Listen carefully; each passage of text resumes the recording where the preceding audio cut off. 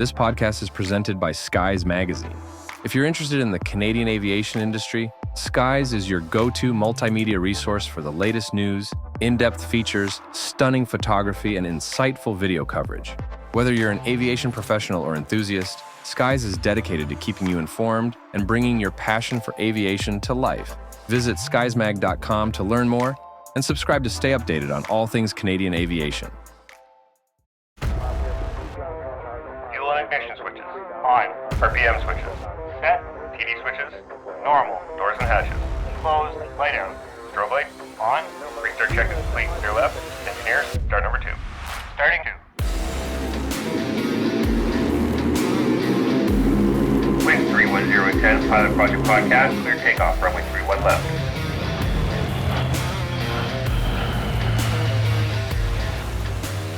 All right, we're ready for departure here at the Pilot Project Podcast, the best source for stories and advice from RCAF and mission aviation pilots, brought to you by Skies Magazine. I'm your host, Brian Morrison, and today I'm joined by CH-149 Cormorant pilot and helicopter instructor at 3CFFTS, Captain Troy Clarke. Troy, welcome back to your old basement, and thanks again for being on the show today. Thanks, Brian. It's great to be here. Listeners who want to catch up can check out part 1, where we talked about his early aviation journey, his military training, and the in-flight incident that led him to transition from jets to helicopters. In today's episode, we'll focus on Troy's operational training as a CH-149 Cormorant pilot, including some of the most challenging and memorable search and rescue missions of his career. So, as you got into the SAR world, what was the transition to helicopters like after your time on jets? It was very different. You know, my time in jets, it was great. Flying a jet was exciting and fast. And now, mind you, I didn't get too far into the jet world. I certainly didn't identify as definitely not a fighter jet pilot. But the time that I did spend working toward that was fantastic. It was really enjoyable. And pivoting over to helicopters, it was something in a whole category of its own. Helicopters fly very differently. They do much different jobs. They sound and feel different. They vibrate. They force themselves into the air where a jet just glides itself into the air. You know, there's all those little different nuances that come with flying helicopters. So that was pretty cool. And it was a big learning experience trying to convert from fixed wing over to rotary. And it was enjoyable. At the same time, you know, it brought its own element of stress with it, but it was a fun transition. It's not like you got there and you were, full of regret or holy cow, like I can't believe this is where I've landed or something like that. No, not at all. Like we talked about it on the last episode, it was disappointing not being able to continue with that opportunity that I had on the Hawk and to become a Hawk instructor. I was pretty sad about that. But oh boy, I was very excited about where this was going to go. Mm-hmm. I grew up in Newfoundland watching the thing I didn't mention on the first episode. Yeah, the old Labrador helicopter would fly over my house once in a while, mm-hmm. and that thing was cool, and I didn't really know much about what they did other than they rescued people. And here I was going back to Newfoundland, my home province, to fly the replacement for the Labrador, the Cormorant. And I was going to be doing that same job. And, this was all pretty exciting. And I've used the word surreal several times chatting with you, but that's the best description. Where you were already a winged pilot and then you went on helos, did that come with and when you finish this, you'll go to 103, or did you get selected for 103 at the end of your helo training? Yeah. So it was a little different because you're right. I was winged already, and I was already in, I guess, the equivalent of my, first operational tour. It wasn't operational. I was still in the training system, but they considered me to be. Well, you were doing post-wings flight training. You're basically in the first step of an operational training unit. Exactly. And that's exactly what it was. So because I was post-wings, I had received my posting to 103 Squadron before I left Moose Jaw to go to Southport to do my helicopter conversion. So I arrived in Southport knowing that afterward I was going to continue on to Newfoundland. That's awesome. Yeah. That must have been pretty sweet. That took a lot of pressure off. The guys that I was embedded into a course that was a phase 3 course. And I practically did the whole course with them because, again, flying helicopters is not anything like flying airplanes other than the rules of the air, but everything else is different, right? So I did the entire course and I got to know these guys well, but one of the pressures that they had was, okay, where am I going next? And that part was answered for me. What do you think your expectations were going into 103 SAR Squadron? Very surface level. I didn't know too much of what they did. Now, in my time there as an OJT guy, yeah, I saw some of the pretty remarkable and amazing missions that they would find themselves in. So I knew that stuff was out there, but I think I was still pretty naive as to what actually went into those missions, how much work went into them.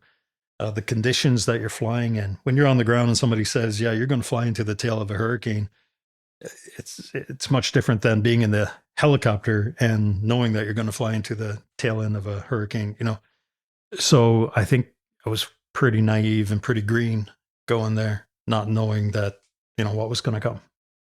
Yeah. I think that's true of pretty much everyone who... Most people have a pretty surface level understanding of what they're getting into. Oh, I think so. And green is the right word for sure. Yeah. How quickly did that change for you? Like, how quickly did you realize, like, wow, this is what SAR is? Well, so usually when I'm telling this story, I say on day 1, I did my unit checkout. On day 2, I got my feet wet with a pretty straightforward medevac from a fishing vessel back to Gander.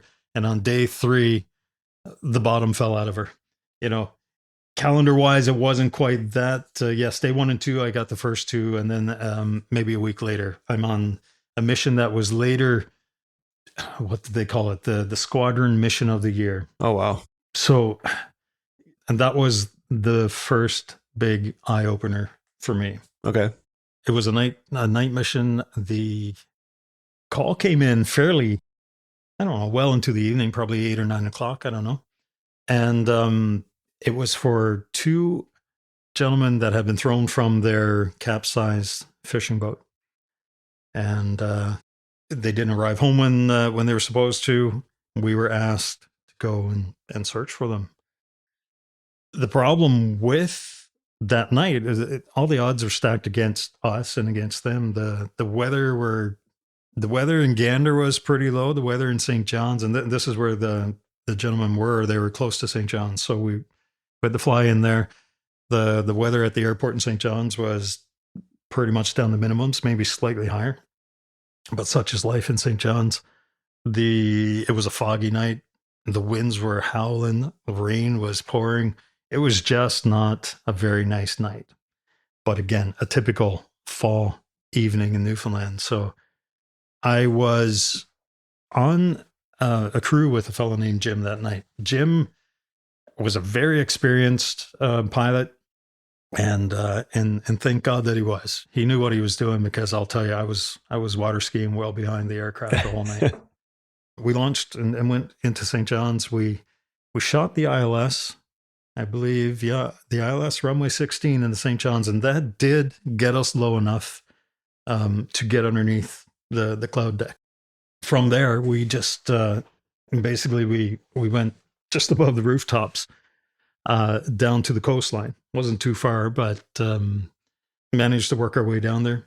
We got over the water and, just pretty close to unseen, kind of assess what was going on down there. We saw what the environment was throwing at us. And just like I described, it was very low vis. Rain was pouring, winds were howling. And our task was to search for these fellas up and down the shoreline. Now, the shoreline in that part of Newfoundland is not so much a shore; it's a cliff. It's a 300 to 500 foot cliff. Wow! The entire way up and down. On the bottom of the cliff, you have some rugged, jagged rocks that the fellows might have been able to climb on, and we were going to search up and down the coast to see if we could find them. And we did. In the meantime, there was a Coast Guard vessel just offshore with their FRC in the water, and they were searching the water. What's an FRC? FRC is a fast rescue craft. So Okay. basically a Zodiac. Okay, yeah. Couple pretty high-powered engines on the back and very nice machines. But their rescue personnel will use these when necessary. So they were out in the water. We were searching the shoreline and up and down the coast several times. We were not seeing these guys out there anywhere. We did that for a good portion of our available fuel. At one point, we've got to back off and take a breather and see what the next course of action is going to be. So we did that. We pulled off, I don't know, probably a quarter mile. I don't know, not too far off the shoreline. Put the helicopter in a hover and just took a breath. Okay, what are we going to do next? We're discussing among the crew with the SARTEX and the flight engineer. We're discussing with Coast Guard. Okay, what can we do next? Where do we go from here? We're talking to JRCC, keeping them up on the situation. Which is the Joint Rescue Coordination Center. Yeah, that's right. Joint Rescue Coordination Center in Halifax. And they're the ones that tasked us and kept their finger on the pulse of what was going on with the missions. So yeah, we didn't know what else we could do really. And we were just trying to figure that out.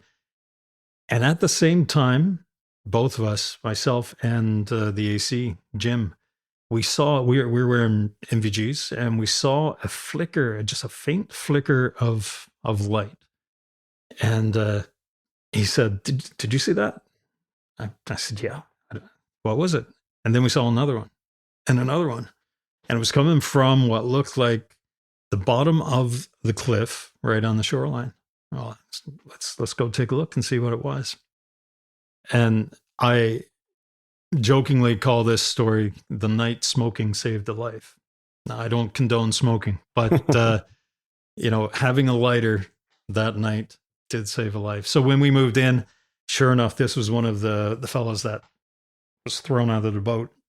He made it to the shoreline, and the reason we didn't see him before is because he was in the water struggling to get to the shoreline. Wow. And we just didn't see him. And have you ever tried to find a person in the water?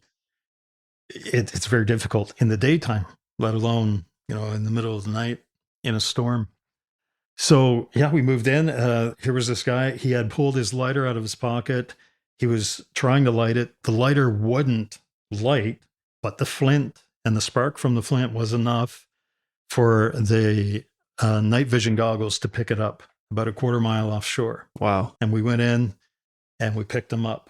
The story didn't end, at that point. So where he was, it was on a very narrow ledge on the bottom of this, 300-foot cliff with the winds blowing from the left side, which the Cormorant doesn't like very well. And we had to get him off this cliff or off the rocks. And again, this is where I'm very thankful that Jim was at the controls because, yeah, he held it pretty steady, very uncomfortably close. I remember looking past him at the rock beside him and thinking, again, what I just said, thank God Jim is flying this machine tonight, not me. And he was able to get the gentleman in the aircraft, and he was hypothermic, not very alert, but alert enough to use his lighter to get our attention, and that saved his life that night. But it was that moment when we were what felt like just feet away from that cliff. This was my first major mission in search and rescue. And I remember thinking to myself, holy cow, what have I got myself into? Is this what search and rescue is going to be? So that's the moment that, reality kicked in. And that's where it started. And did you find that was indicative of what SAR was going to be like for you?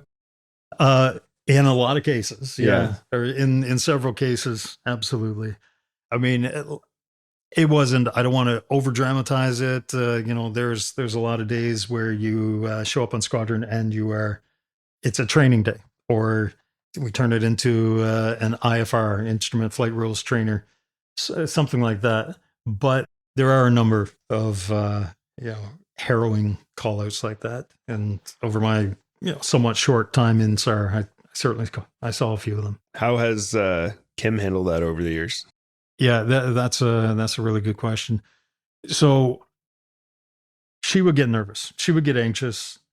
She would know that, okay, this is not a really nice night, and my husband is flying into this stormy weather or whatever the scenario is, and of course she wouldn't like it very much, but she did have a strong confidence in the people that I was flying with. And I'll tell you, the crews in Gander at the time, in search and rescue across the board, they are the most professional and skilled pilots and SARTechs and flight engineers the world over. And that gave her confidence that everything was going to be okay. The machine, Cormorant, is a very capable machine, very powerful, very well equipped. So she did have trust in that. And in my training up to there, even though I was still learning, I had gone through some decent training. So that gave her the confidence that, all right, everything's going to be okay. Mm-hmm. Just rewinding a little, you mentioned that this guy's down on the shore and you get him into the helicopter. How did you guys get him? Did you lower like a harness, or did a SARTech go down? Or no, a SARTech went down. So the AC, pull it into a very stable hover as close as he could get, within our safety limits from the cliffside. The flight engineer in the back lowered the SARTech down to the man on the ground, and he would go down with what they called a horse collar, and just put that over him and pull him into the machine. Okay. Yeah. So let's talk about a couple of your more unusual missions. How often do you find that missions evolve into something different than what you're expecting? That was one of the very interesting things about search and rescue. It was so dynamic, right? There were no, or very few, cut and dry scenarios. Even if it was a little bit of a simple, straightforward mission, there was always something different, be it the weather or where it was, or how are you going to get the patient on board? How many patients are there? Sometimes one of my colleagues, when I was there, or a couple of my colleagues, I should say, flew a mission that rescued, I believe, 20 people off of a sinking ship. So you never know what you're going to be getting into when that red phone on the wall goes off. You also, this is a bit of a more lighthearted story. You had a call in of a crash one day, and it turned out different from most calls reporting a crash. Yeah. Can you tell us about that? Yeah, that was a fun one. So that was one that I did with a good friend of mine, Mike. Mike had just fairly recently, I guess, became a SAR AC, and he and I were on shift that day. The call came in, and I'll try to remember the exact words. A reputable government employee witnessed an aircraft in a steep dive with smoke trailing behind it. It disappeared behind a rock or a mountain into a valley, and it didn't come back. So, suspected airplane crash. Of course, this sounds serious, so we flash up the helicopter. We're tasked for it. We fly. It's in an area called Bay of Islands, which is on the west coast of Newfoundland. And so we fly over there. We get on scene. I remember we went into the valley where we think the incident happened. Right off the bat, it seemed a bit peculiar. You think, if this is an aircraft, and the aircraft was said to be fairly large, if this was a big airplane that just crashed, you would see something. Mm-hmm. There'd be smoke, there'd be a crash site, there'd be something, but there was nothing. Okay, are we in the right place? All right, it's a fairly big, wide valley. All right, we're gonna start our search, contour search around the mountains. We're up and down the valley, flying lines, and we're not seeing anything. Okay, we go over the next mountain, and we don't see anything. We go out to the coast. We don't see any evidence of anything in the water. So it's sounding pretty suspicious, and we didn't really know what to do next. But then we thought, well, okay, Deer Lake is about 50 miles that way. they might have an idea if there was any traffic around. We called Deer Lake, and he said, well, the only traffic that I'm familiar with in that area this morning was a water bomber. And the water bomber was conducting some training. And so if you think back to the eyewitness report, an aircraft in a steep dive with smoke trailing from it disappeared behind a mountain. Well, this happened to be a water bomber doing training runs, and the smoke trailing behind was water. Yeah. Did you ever hear about that result getting back to those people who had reported it, or? No, we didn't follow up on it after. We did have a chuckle. It was humorous. Yeah, we spent a good portion of the day searching for an aircraft that, supposedly crashed. It didn't happen. But that's what it is. You respond to all the taskings you get, and you're there to help when your help is needed. Yeah. Sometimes your help's not needed. Well, and I mean, realistically, how often do you get to laugh at the end of a day when the report wasn't a crashed aircraft? Right? Yeah, exactly. It is a bit of a funny story. Take those moments where you can. Yeah. This next story is a really good one. It's a really good learning opportunity. It has to do with pressures to continue. It has to do with fatigue and sort of scenarios that every pilot, certainly within military operations, and I would imagine even in some instances within the civilian world, will get pushed into at some point. Yeah. Can you talk to us about a story you have about a multi-day mission out of Iqaluit?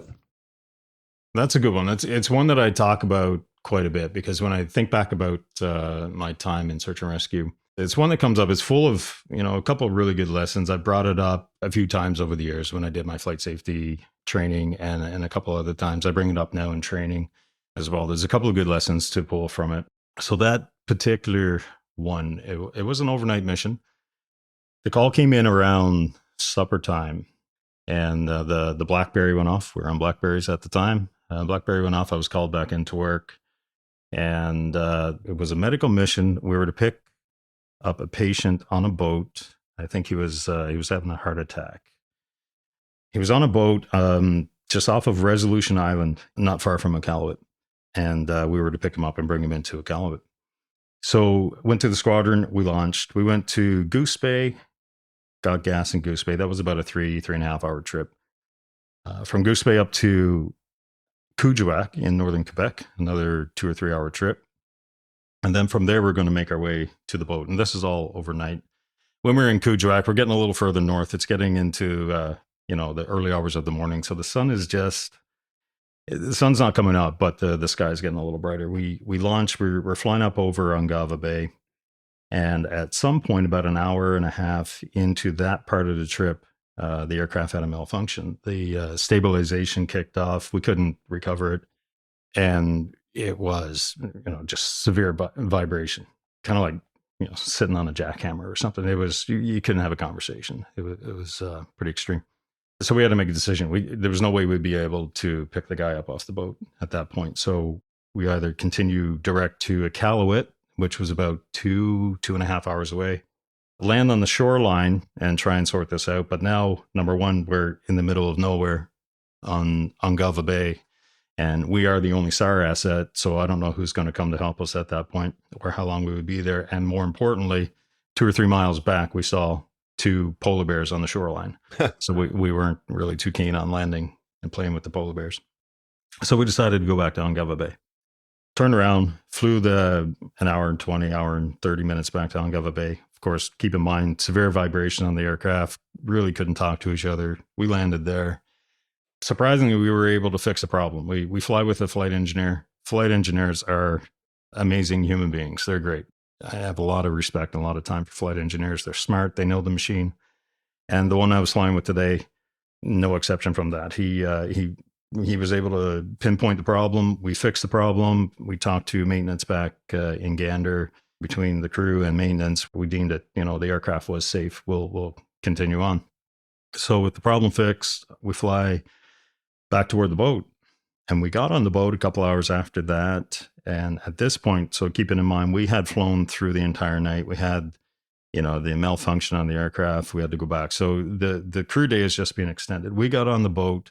I remember pulling, I was actually at the controls when we picked the guy up off the boat, pulling into the rest position, ready to pick him up, and looking at the sun just popping over the horizon. So we had flown through the entire night. Pretty tired at this point, but beautiful, calm waters. The pickup was actually pretty straightforward. We lowered the Sartex. They brought the basket down, brought the man up in the basket, and then we flew up through Frobisher and into Iqaluit. So, after we fixed the problem, from there on, the mission was fairly straightforward. We did, though, we were pressed against time because our extended crew day was 18 hours, probably still the same. And I remember myself and the aircraft captain looking at the clock, looking at the GPS, and just counting down the time. We need to get there. We need to get there.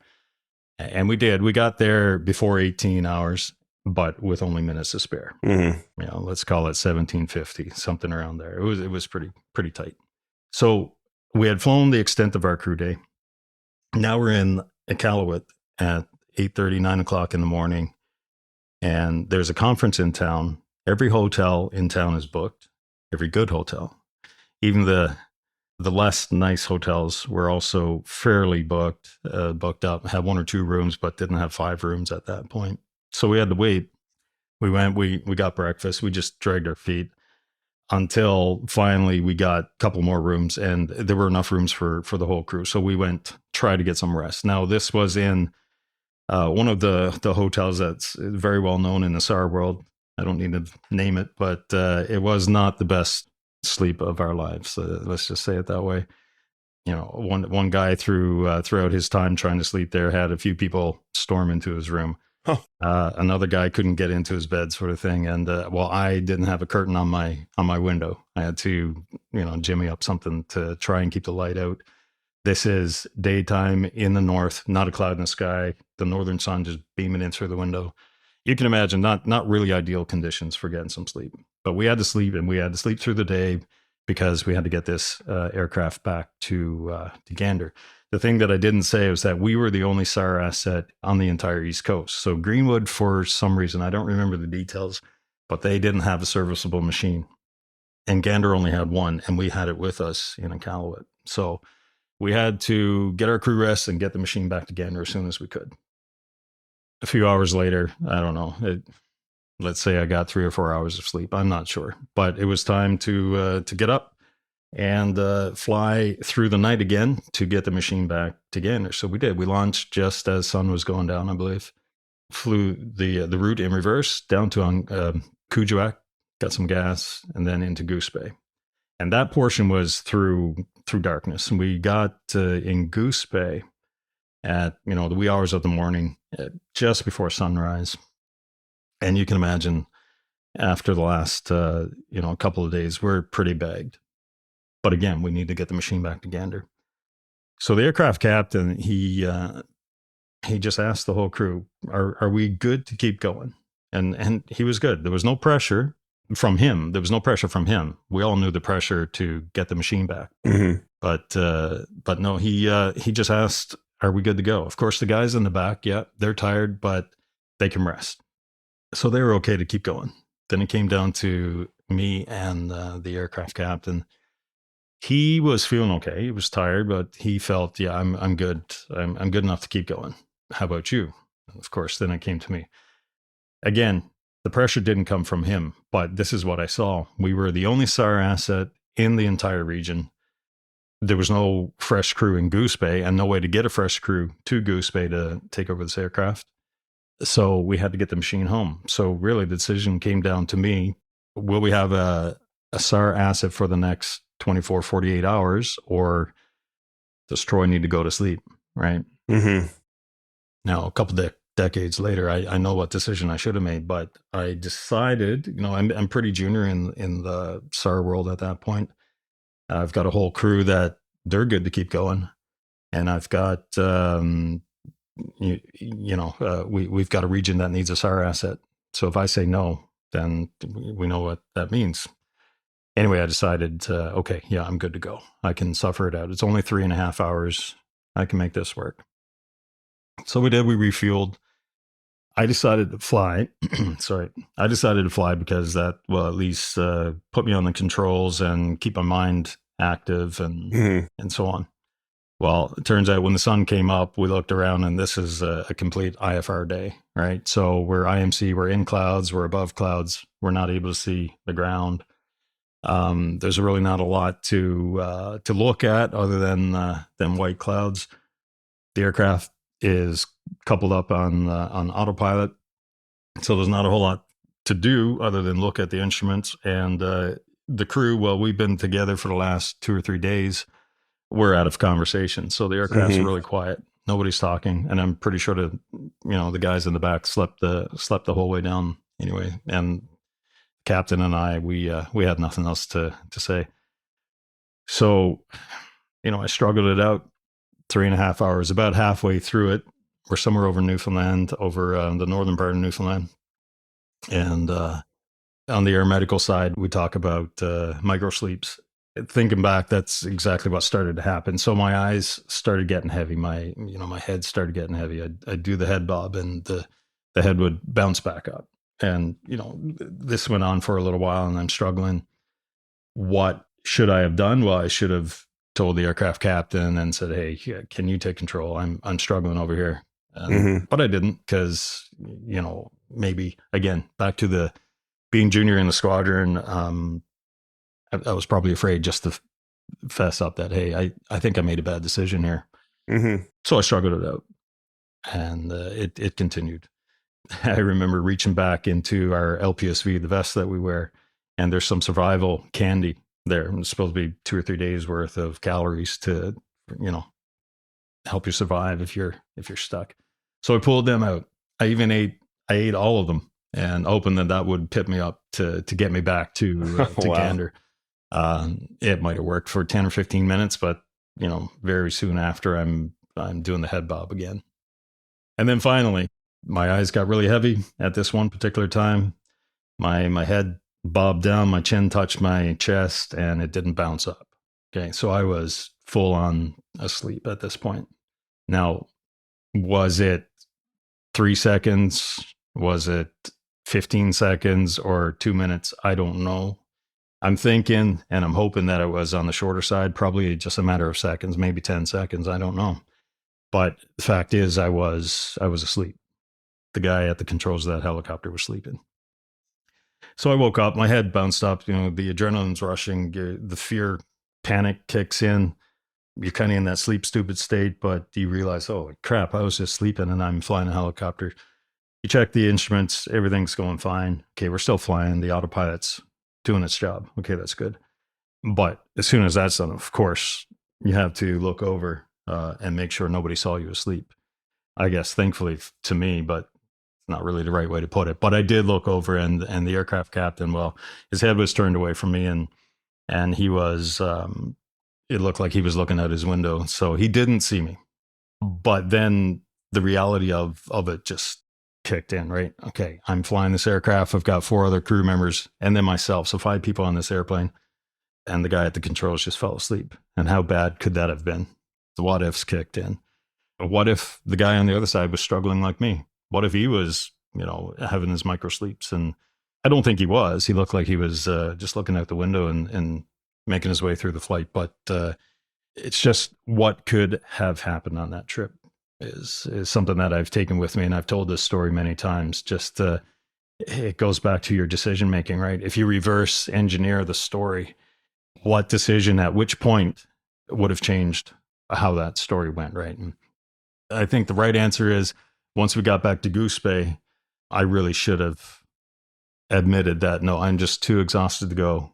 And unfortunately, it means we do not have a search and rescue asset in the region for that time, but I just really can't go, because it's my duty to not put the rest of the crew in danger, because I'm one of the guys flying this machine, right? There could have been some things they could have done. Greenwood might have been, a little closer to getting their machine ready. Gander probably could have put somebody on commercial flights, put the crew on a commercial flight, and We used a Herc from Greenwood. exactly, Yeah. which we've done. It's not an uncommon thing. We've done that many times, right? So there are things, there's always things that we can do to mitigate or to respond to every scenario. And the thing that I should have done that day, that really was to put up my hand and say, no, I really can't go. I'm sorry, guys. I need to go to sleep. Yeah.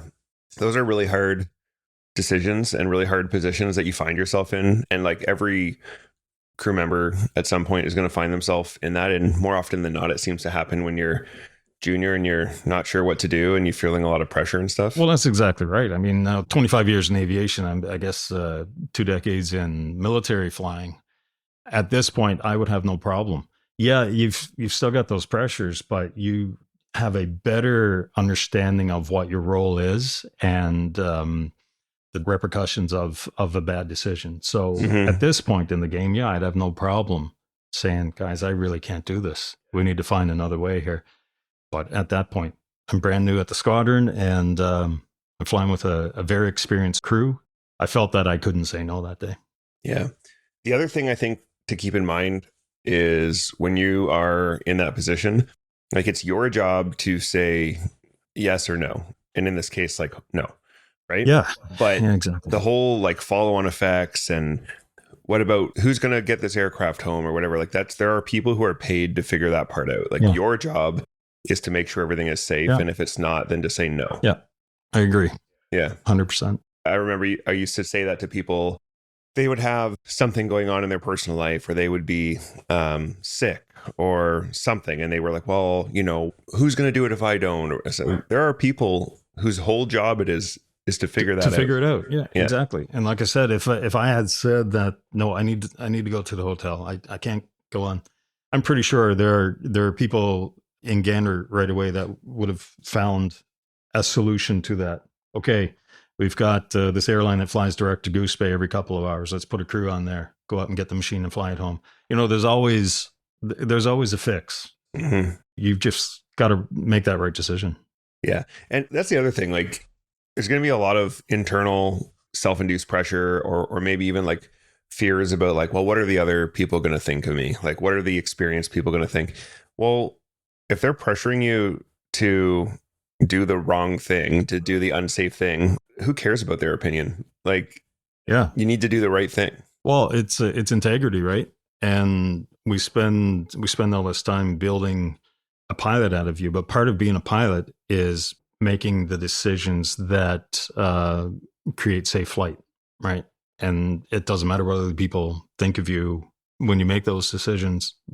It's your job, it's your duty to do that. Yeah. Right. Now, thinking of the crew that day, I can still remember every person on that crew.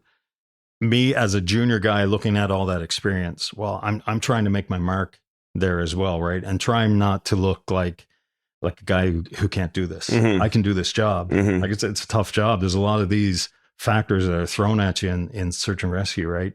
I can't show weakness now. Yeah. That was also going through my head as well, right? For sure. Now, not one of those guys, I know them all very well, and I got to know them very well. Not one of them would have, been angry for me to say that I have to go to sleep. I can't do it. Yeah. They might have razzed me. They might have poked fun at me, but that's all part of the game. Yeah. And that's fine. Yeah. It's hard to put up your hand when you need to, but you have to. Yeah. So this next story is pretty crazy. Can you tell us the story about almost losing a flight engineer mid-flight? Yeah. That is a good story. It's funny now, and it became funny pretty soon after it happened. But boy, at the moment, it was pretty scary, especially for him. So it was a training day, training flight. I think we were inserting some SARTEX into an LZ. And just quickly for the listeners, an LZ is a landing zone. We were just at that time we were in a recce, about 500 feet above the ground. We were looking into the area where the SARTEX are going to go. We're assessing it as a crew and coming up with the hoist plan. The helicopter, I believe I was on the controls. So I was in just a gentle right-hand orbit. And the flight engineer, well, when he was looking at the area, he knelt down at the cargo door, put his hands on the cargo door to brace himself to look into the area. And then all of a sudden he started screaming, and we really couldn't understand what he was saying, but he was yelling. What happened is that when he knelt down at the cargo door, in the Cormorant, in the cargo door, there's an embedded emergency door. You pull the handle, the emergency door falls out, and you exit the aircraft. Well, somehow, when he knelt down to look through the window, the emergency door fell out of the aircraft. Luckily, his hands were, against the cargo door, but on either side of the emergency hatch. That's probably standard procedure. I'm not sure. Well, if it wasn't then, it probably is now. It probably is now. Yeah, when the door fell out, he managed to push himself back. At which point, I don't know when he started screaming, but somewhere in the mix, he started screaming. Managed to push himself back, and he was laying on the Cormorant floor. And eventually, when it became understandable, he was saying, "The emergency door is gone. The emergency door fell out." So what do you do with that? We obviously rolled out immediately, made sure the helicopter was okay. The door didn't go back, hit the tail rotor or something. Everything seemed to be fine. The SARTACs in the back confirmed that the flight engineer, he was doing okay, and quite shaken up, but he was doing okay. So, all right, okay, got our composure, came back around, and tried to locate the door. I think we saw it on the ground there, but it was winter, snow on the trees, snow on the ground. As we came in, I mean, the Cormorant has a lot of downwash, right? So, of course, it picked up all the snow on the trees. It covered up the door. We weren't able to recover it. We marked a position, got the coordinates, went back to Gander, kind of sheepishly or embarrassed that we've got the side out of her, and we were met with quite a group of people that, from the squadron that came out just to see us come in without an emergency door. Yeah, we weren't able to recover the door that day, but I was part of the crew that did recover the door 6 months later after, when summer came. So, where was the door usable again? I don't remember. I really don't. I can imagine no, but I don't recall if we ever used that again. Oh my gosh. Did that FE keep flying? He did. Wow. Yeah. And he was a good friend of mine. He and I were in OTU together at the OTF in Comox. And for listeners, an OTU is an operational training unit, and an OTF is an operational training flight where the squadron does its own training within the flight. Of course, him as on the FE course, and I was on the pilot course, so we were good. We were buddies, and we had a lot of good laughs about that afterward. But he flew probably 5 or 6 years more, wow. So he wasn't too scathed by it. Well, I don't know if I would have ever been able to lean on an aircraft door again. No, not at all. The next one is a little more somber. You had a mission where you were searching for a VIP who had gone overboard. Yeah, that was a very interesting one. And yes, you're right. It was a sad outcome. So when the call came in the night before, they were told that a gentleman had been knocked out of his sailboat. This gentleman was sailing around the world. I believe he was on his last leg into Boston, and they were sailing down the Gulf of St. Lawrence, pretty close to Newfoundland. Got themselves into a storm, a rogue wave. I think the story goes, a rogue wave came. He was knocked out of the boat just as they were doing a handover. So one person came up to take the helm, and he was going in for a rest. He knocked out of the boat. They weren't able to get back to get him. Didn't look like his life preserver inflated, and that was it. He disappeared into the night. So our first crew went and flew lines and so on, and weren't able to find him. So JRCC called me early the next morning and said, "We want you guys to go and relieve the other crew." we happened to have another helicopter serviceable, so we flew over there in hours. They got off scene, we got on scene, and continued on where they left off. So we did that for pretty much a full tank of gas. We did what they did, just in a different location, just flying, doing search patterns, wherever JRCC told us we needed to be. But no success. We couldn't find the gentleman. Then a couple hours later, out of gas, we had to get back to closest airport, Stephenville. And from our location, we had to fly over what's called the Port-au-Port Peninsula on the west coast of Newfoundland. So as we neared the shoreline, everyone, okay, we're off scene now. Everybody was kind of a little more relaxed in the aircraft. We had a conversation. I'm flying the machine back to the airport, and I just happened to glance out of the window, and I saw something blue on the floor, on the shoreline. And it just caught my eye. I took a second glance, and sure enough, it was a body that had washed up on the shoreline. It was the guy that we were looking for, miles away from where we were searching. That's just where the currents took him. So I cranked it around. We landed on the shoreline, and there was a poor farmer on the shoreline, just up over a hill, and he was, tending to his crops. And all of a sudden, this big yellow helicopter comes in and lands behind him. I can still see this, the look of shock in his face. Yeah, we picked the gentleman up. We got him into the helicopter and brought him into Stephenville, handed him over to the RCMP and the coroner that was waiting there. Yeah, so a very sad outcome. Unfortunately, he wasn't alive. He didn't make it.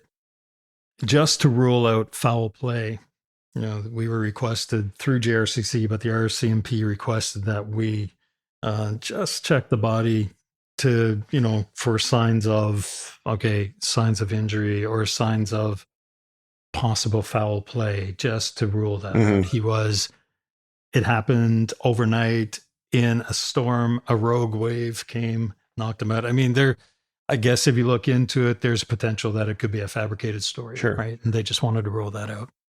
So I did that. And as the acting AC, that was partly my job and also the SARTEC lead as well. So he really did the inspection with me by his side on the phone with JRCC, giving the play-by-play description of what we were doing and what we were seeing. And no, we did that on the scene, I believe. And then we flew the aircraft into Stephenville, and the RCMP was there waiting as well. What was that like for you? This is the first time I had ever done something like that. That's for sure. Like, had you seen a dead body before? Or? I had spent some time in university, and I did an anatomy course, and we.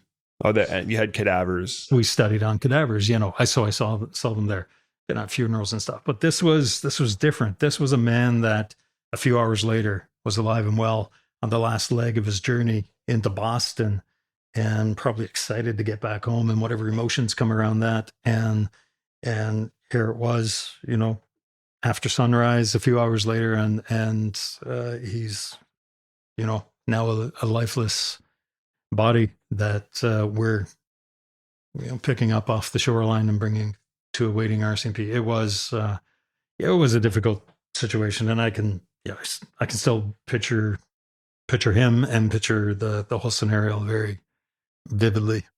How do you process that and sort of deal with that? Because that is, for a lot of people, that would be somewhat traumatic. Yeah.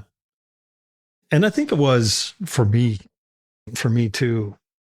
I'm sure that ride, that 2-hour flight home from Stephenville to Gander, my mind was just, constantly going over the mission that we just flew, right? And images of the gentleman in my mind. And, that's tough. At least in my time in search and rescue quite a while ago, I'm sure they still do it now. After every mission, you would debrief. Most missions, especially the straightforward ones, it'd be a quick debrief. Any input from anybody? Okay, great job. Have a good evening, sort of thing. After a mission like that, though, when you're dealing with someone who is deceased, that kind of mission required more of a decompression sort of thing, session. Now, no doubt, on the flight from Stephenville to Gander, we had a lot of time to talk about everything, and everybody had a platform there, and I had my say, things off my chest. I was the acting AC, but the actual AC, would have had his time to talk about this stuff, and the Sartex and the flight engineer. And for the most part, everybody, had a pretty strong ability to deal with those things. But once in a while, they would affect me. That one did affect me. When we landed back in Gander, I think I sat with a couple of guys from the crew and just, got it out there. But even after that, I had some pretty close friends in the squadron, discussing it, talking it over with those guys.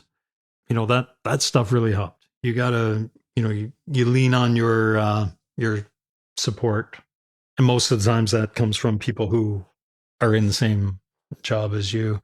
Of course, at home, you can't bring too many details home, but you can talk with, your wife, about, just in general. Mm-hmm.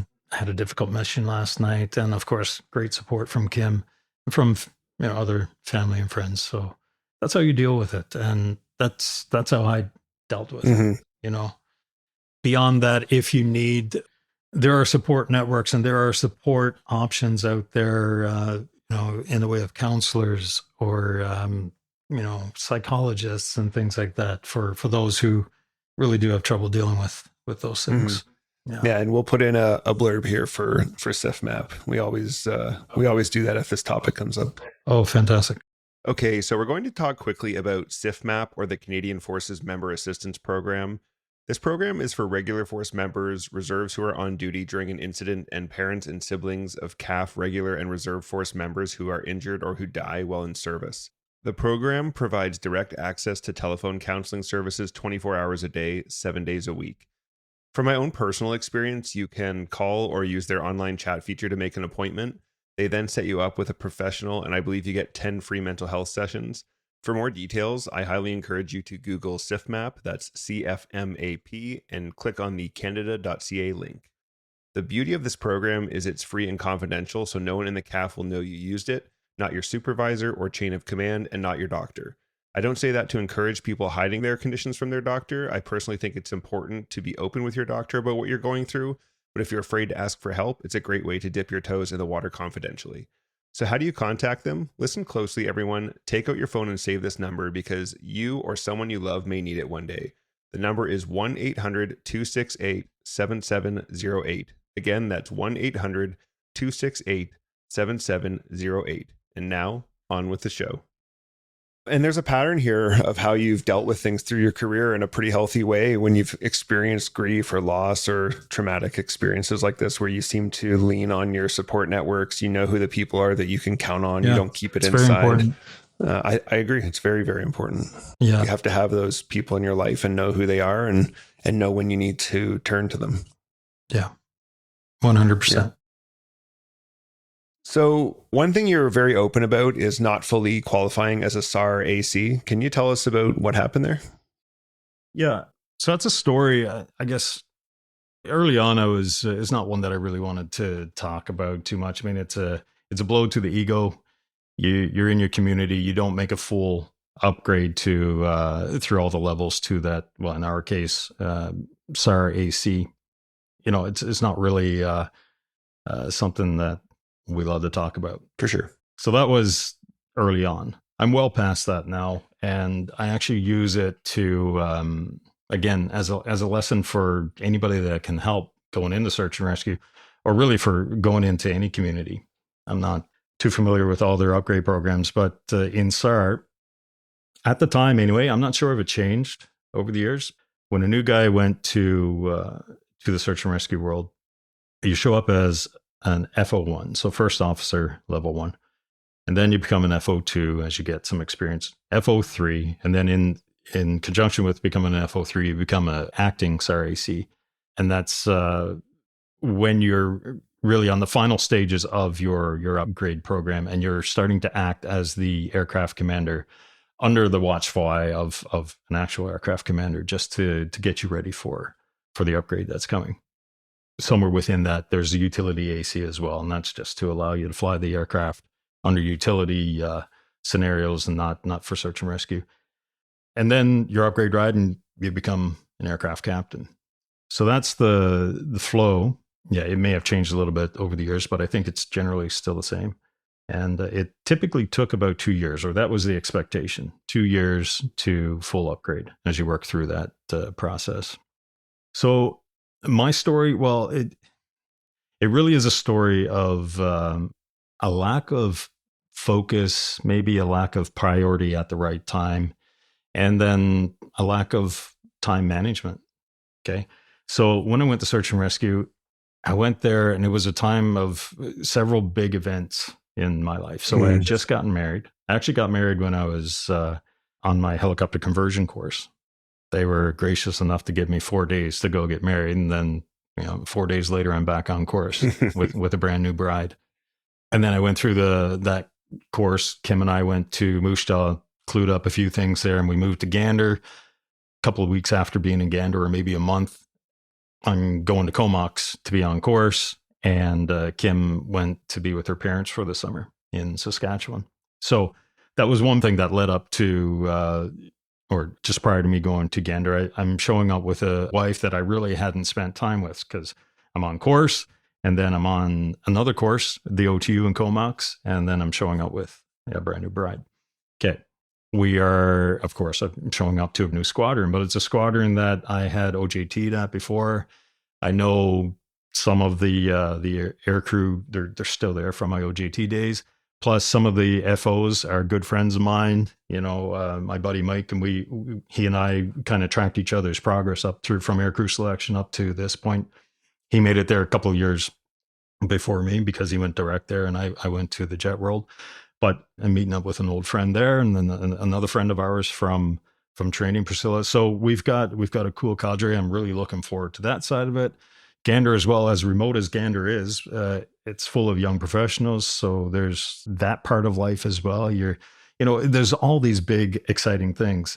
And then, of course, we can't forget that Newfoundland is my home province. So I'm going to be living about an hour and a half away from my family and my childhood friends and, things like that. So all that to say, there's a whole lot of big events happening all at once, a whole lot of excitement. And I had a hard time juggling between all of them and putting priorities where they needed to be at the time. So with regard to my upgrade, well, okay, it took a lot of work, a lot of study, a lot of training, a lot of focus. And I did well with it up to a certain point until things really started to get intense. And now I'm getting close to my upgrade ride. And this is where I really should have separated my focus on work from everything else, all the distractions that were going on at the same time. But I didn't really do a good job of that. Into the FO3 portion of things, the acting, AC, I think I did okay. I convinced myself that, I'm ready for this. The guys that are training me, the stuff they're throwing at me, I'm handling it fairly well, but I didn't take a good ownership of we call it the CUP, the category upgrade program. I didn't really take good ownership of that and make sure that I did a solid job of learning everything in that. I did take it for granted, and I just felt at the time that I can make this work. So the day of my upgrade came. Okay, we got to that point where the squadron felt okay. He's ready. And I felt that, okay, I'm ready enough. And we start my upgrade week, really, or I think it's a 3-day process in search and rescue, at least. And they throw, over the course of 3 days, they throw scenarios at you. They take you around the province. One of those days you might be the actual SAR crew, and you as the acting AC are expected to manage any SAR scenario that comes up. So we started that, and we went into that day There was some bad weather there in the beginning, but we finally found a break in the weather, and we got to the first actual scenario. And there's a Coast Guard auxiliary boat, simulated taking on water, and we had to go and pull them in off the boat, sort of thing. I did the flight. I did that mission. It was, from, I guess, the outside looking in, it went okay. But from the inside of the cockpit, okay, so I'm on that flight with, the whole crew. The guy that's testing me is actually one of our squadron guys, and he's being tested by our SARSAT guy. And for listeners, SARSAT is Search and Rescue Standards and Evaluation Team. So I had two guys watching me do my work that day. Anyway, I struggled my way through it. We got off the boat. We went into St. John's, landed in St. John's, and that was that. Now, throughout that trip, a few things happened, and I don't really remember the specific details of everything on it, but I know a few things were thrown at me that I struggled my way through it. Prior to this, when you're flying with a crew, I could ask the questions. Well, today I'm the guy under the gun, so I couldn't really ask the questions. I had to come up with stuff, and I limped my way through. I made some decisions that might have been right, some that might have been wrong. Anyway, I remember landing in St. John's and just feeling that, well, holy cow, I saw some stuff today that I had never seen before. And boy, I don't know if I'm truly ready for this. I convinced myself that I was ready, but I don't really think I am. And, while the two testers were deliberating in the back room, I was in my own head deliberating the whole thing too. And I actually made the decision. I got up, I walked across the room there, knocked on their door and said, guys, can I talk to you? And I kind of, analyzed the whole day of the trip. And I said, this is something I hadn't seen. And this is something I really wasn't ready for. I should be more ready for this, and so on. And the conversation went on for an hour or so. And in the end, I said, guys, I truly don't think I'm fully ready for this. And they appreciated my, I guess, the integrity that I showed at that point. And they didn't disagree with me. And they said, you know what, I think you're right. It was decided that we're going to call off this ride and we're going to go back to Gander. We're going to do a few more weeks of focused training, and then we're going to reattack the ride down the road. Now, in hindsight, had I not come to that conclusion, they probably would have come to that conclusion anyway. But at least I got ahead of it and showed some maturity there. So, tail between the legs, we go back to Gander. The 3-day trip is cut short to just the 1 day. And we started training and focusing on some of the stuff that I was deficient in. Well, fast forward a couple of weeks, and I'm doing some renovations on my house, and I happened to put my hand through a table saw, and I split my thumb in 2 pieces. So, so that stopped everything in its tracks right there. Took about 8 weeks for that to heal. And then there's therapy and so on. So, I mean, it's a 2.5-3 month process to get through all of that. And it was decided, well, at one point I did express interest in coming back to the prairies because Kim is from the prairies. And we figured, at some point down the road, we would go back there. Well, turns out Search and Rescue needed to put somebody in the instruction role that summer at the 3CF FTS. Nobody put their hand up for it. You had this guy who only had one hand to put up at that point. Anyway, it was decided that, okay, we're going to send you to Portage this summer to instruct. We're going to stop your upgrade process right now. Go and teach for a few years, come back to the SAR community. We'll finish your upgrade then. And that was it. So the moral of the story is that, there's going to be a lot of stuff happening in your life. There's a lot of excitements. There's a lot of new stuff. There's a lot of pressures coming from left, right, and center. When you go into a new community, be it SAR or TAC-HEL or on the fixed wing side, LRP and so on, keep your focus. Yes, there is time to grow your new marriage. There is time to spend with new friends and having the dinner parties or being with family and so on. But you need to keep your focus on the job and what's expected of you. You're carrying a lot on your shoulders as even as the second pilot in the machine, but as the aircraft captain for sure. there's a lot of responsibility, and you need to make yourself ready for that. That's something that I didn't do well in my upgrade process in SAR. And so I like to tell the story because hopefully at some point it will, somebody will hear that and they'll realize, okay, yeah, all right, I need to put some work into this and make myself the best pilot that I can. Mm-hmm. You know? Yeah, those years are really crucial. The first couple of years on a new fleet where you're really mastering your trade. And there's so much studying. There's all the tactics and the systems knowledge and all the different things, the hands and feet and all that stuff. And it really takes years before it starts to become comfortable enough that you're in a position where you can sort of not relax. Like you're always going to stay in the books, but you can take a half step back and say, okay, I'm starting to know this stuff. I can review a little less often. It doesn't take me 2 hours to prepare now. It takes me an hour or whatever. Yeah. And you know, if you put that hard work up front, you can get yourself to the point where that, you know, starting to relax a little in the job comes easy. Mm-hmm. And I definitely would say that I am there now in the job that I'm currently doing. Whereas I didn't focus on that hard work up front. I let the other things kind of take the priority there, right? Mm-hmm. And it, in the end, it didn't bode too well for me. And then, of course, you throw in an injury and that just threw things to the wind. But yeah. And I think that's a story and a set of advice that's really going to be like useful and relatable for a lot of people, because I think so. That is a time of life where a lot is, for most of us, you get your wings. A lot of people get their wings.